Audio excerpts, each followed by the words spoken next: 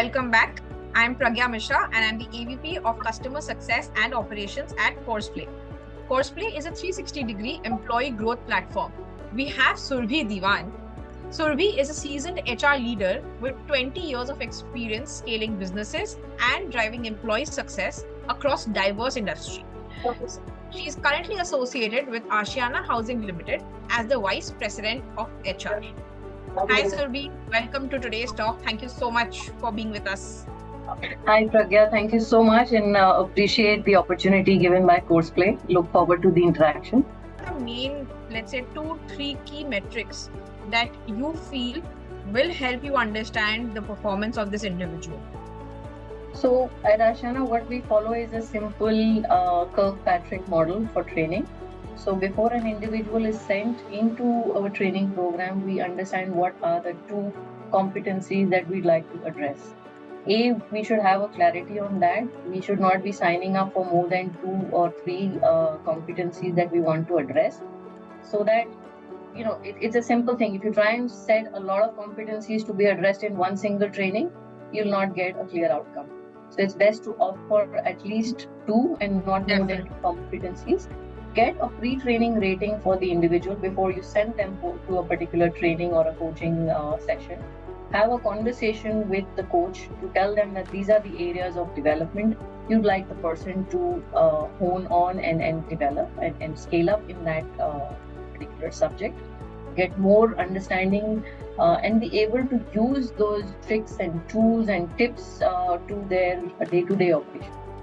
And after 45 to 60 days of them going through the sessions, start gauging whether they are practicing what they are being taught in the sessions. That will help you get a pre and post understanding, and an effectiveness of that particular session is going to be a clear outcome for us to understand, is it making sense for the individual or is it just a tick in the box, the person is going in, clocking in the hours. So if there is this engagement, you're able to understand it earlier on, rather than wait for a 6-month or an annual review to check in.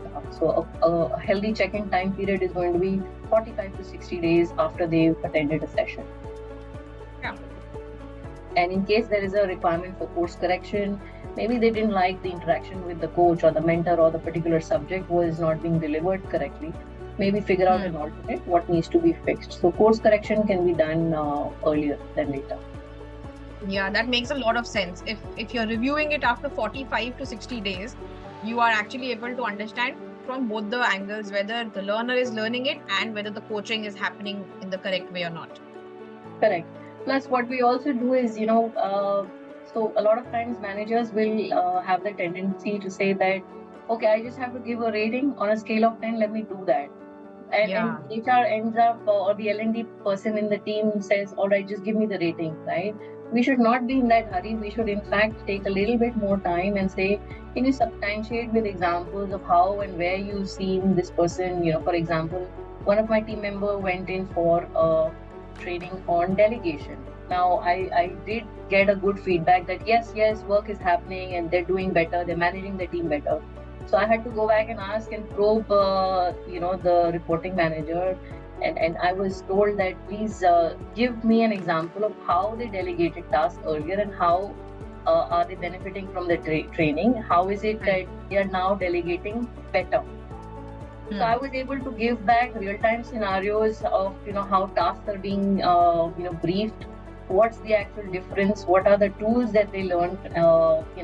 A simple time management concept of urgent and important tasks are going to be delegated or not delegated, the decision making for that, any time wasters, low value activities that were being delegated. So those kind of decisions is what I was being able to see my team member work on as key takeaways from the delegation training. So I was able to substantiate with evidence rather than just give a rating on a scale of 10. So it's a good way to go back and ask managers that a rating won't suffice. We would like you to share real-time examples of what they're doing on the job. That also goes to help, get a better understanding of how entrenched is the reporting manager with the respective team members' development program. Yeah, that makes sense. Gauging the before and after with substantiating examples.